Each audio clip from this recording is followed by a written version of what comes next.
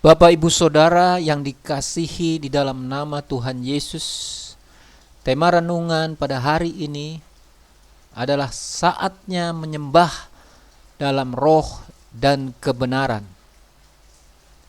Bapak Ibu Saudara, di tengah-tengah bangsa-bangsa sedang berjuang memerangi virus corona saat ini, saat Tuhan izinkan adanya penyakit menular yang kita lihat telah merenggut nyawa ribuan orang. Sebagai orang percaya, perlu kita mencari kehendak Tuhan atas segala peristiwa yang sedang kita alami hari-hari ini. Firman Tuhan di dalam Roma 8 ayat 28 yang berbunyi demikian. Kita tahu sekarang bahwa Allah turut bekerja dalam segala sesuatu untuk mendatangkan kebaikan bagi mereka yang mengasihi Dia, yaitu bagi mereka yang terpanggil sesuai dengan rencana Allah.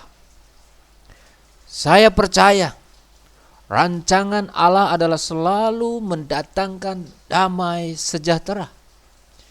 Ia tidak merancangkan kejahatan bagi kehidupan kita, bagi kehidupan saudara dan saya.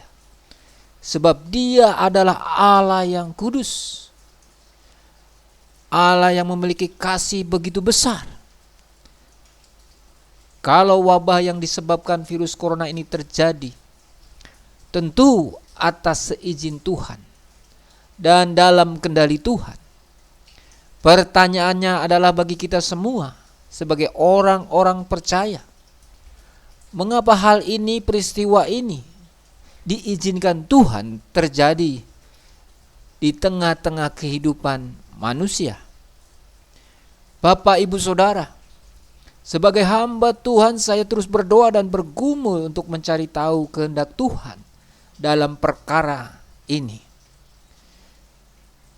Saya menangkap bahwa Tuhan sedang menarik banyak orang untuk datang dan mendekat kepada Dia. Sebab inilah janji Tuhan bagi kita umat-Nya. Di dalam 2 Tawarik 7 ayat 14, firman Tuhan berbunyi demikian.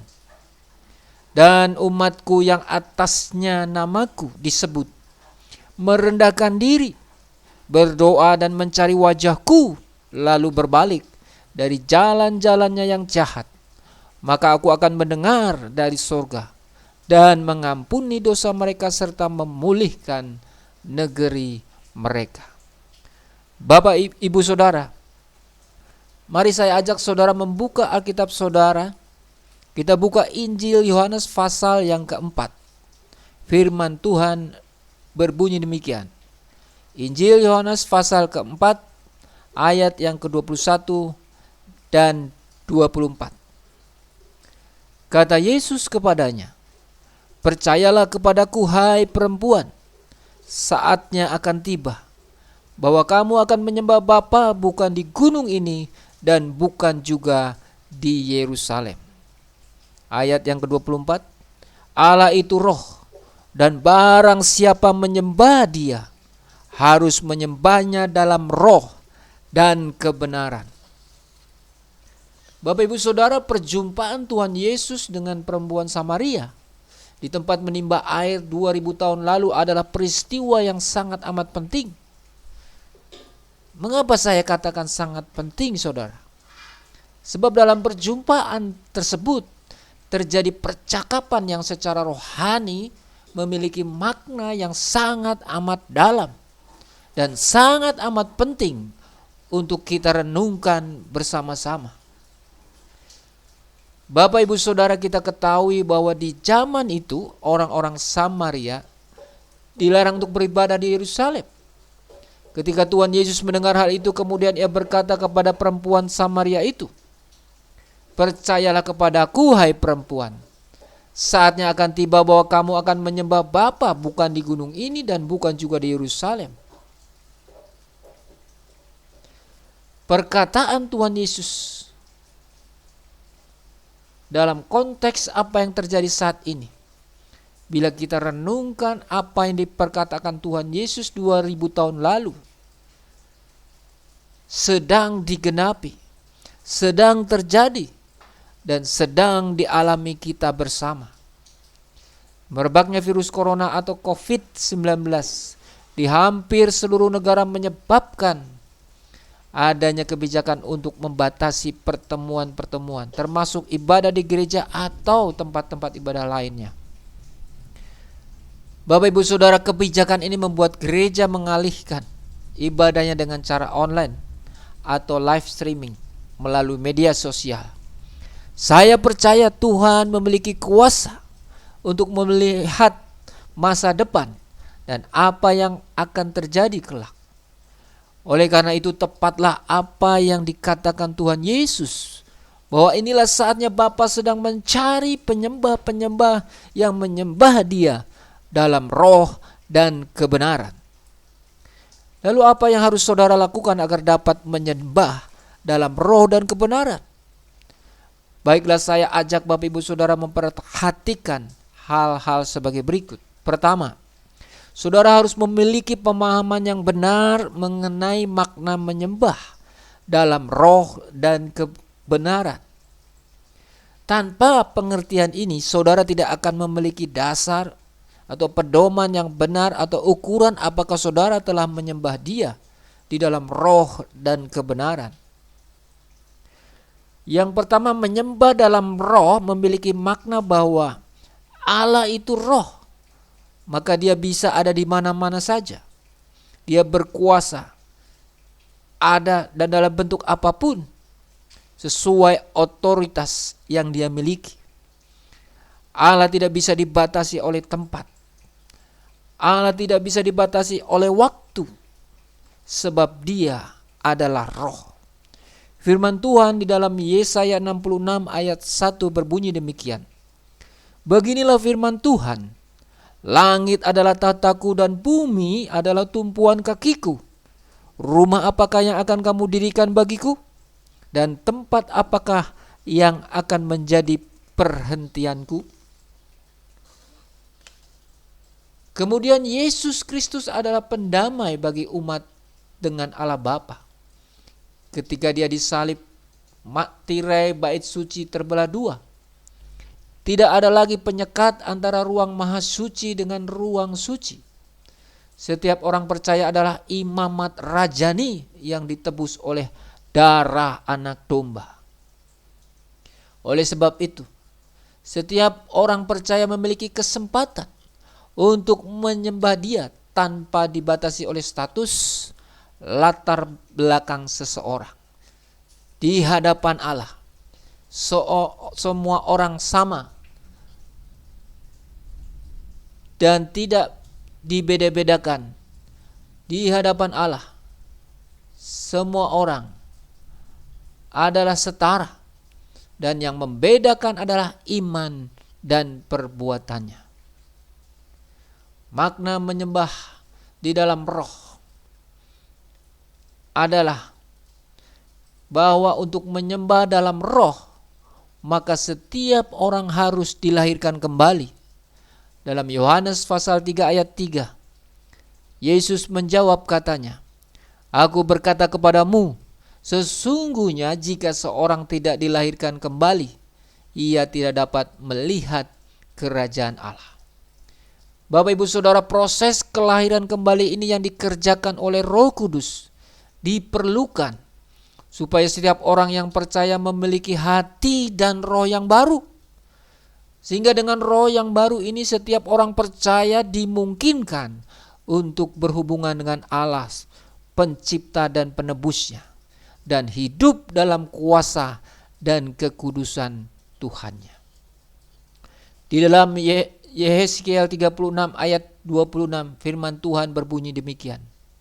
Kamu akan kuberikan hati yang baru dan roh yang baru di dalam batinmu, dan aku akan menjauhkan dari tubuhmu hati yang keras, dan kuberikan kepadamu hati yang taat.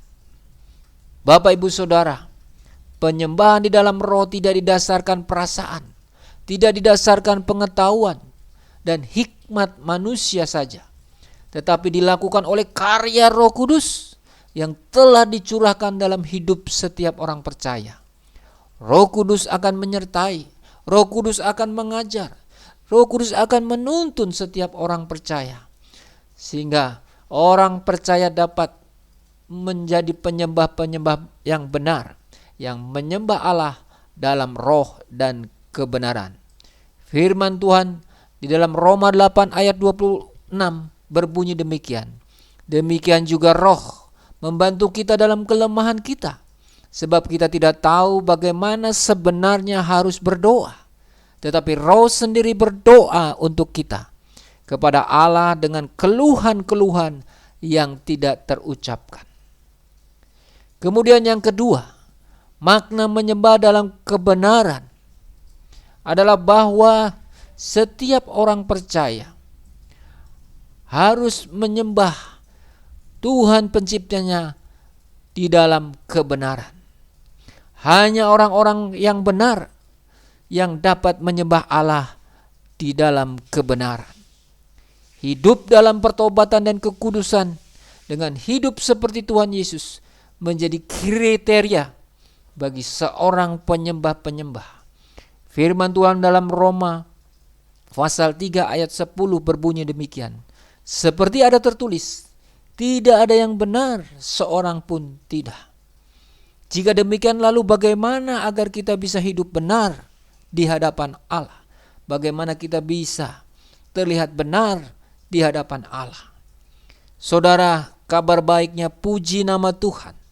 Oleh karya penebusan Yesus Kristus di atas kayu salib, Ia telah menebus segala kelemahan, Ia telah menebus segala kesalahan, Ia telah menebus segala dosa kita. Harganya telah lunas dibayar oleh darah yang mahal, yaitu darah anak domba yang suci, yang kudus dan tak bernoda. Sebab itu Tuhan Yesus selalu berdoa di dalam Yohanes 17 ayat 17, kuduskanlah mereka dalam kebenaran, firman-Mu adalah kebenaran.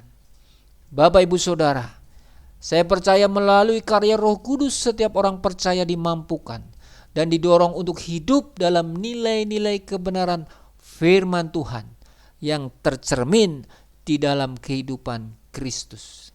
Di dalam Yohanes 16 ayat 13, firman Tuhan berbunyi, tetapi apabila Ia datang, yaitu Roh kebenaran, Ia akan memimpin kamu ke dalam seluruh kebenaran, sebab Ia tidak akan berkata-kata dari dirinya sendiri, tetapi segala sesuatu yang didengarnya, itulah yang akan dikatakannya, dan Ia akan memberitakan kepadamu hal-hal yang akan datang.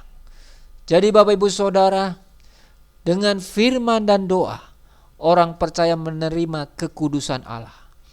Di dalam surat 1 Timotius 4 ayat 5, firman Tuhan berbunyi, sebab semuanya itu dikuduskan oleh firman Allah dan oleh doa. Oleh sebab itu, mari Bapak Ibu Saudara, sebagai hamba Tuhan saya mengajak, di waktu kita berkumpul dengan keluarga, di rumah, perbanyak berdoa dan merenungkan firman Tuhan. Biarlah di saat-saat seperti ini, kita mendekat kepada Tuhan, kita melekat kepada Tuhan.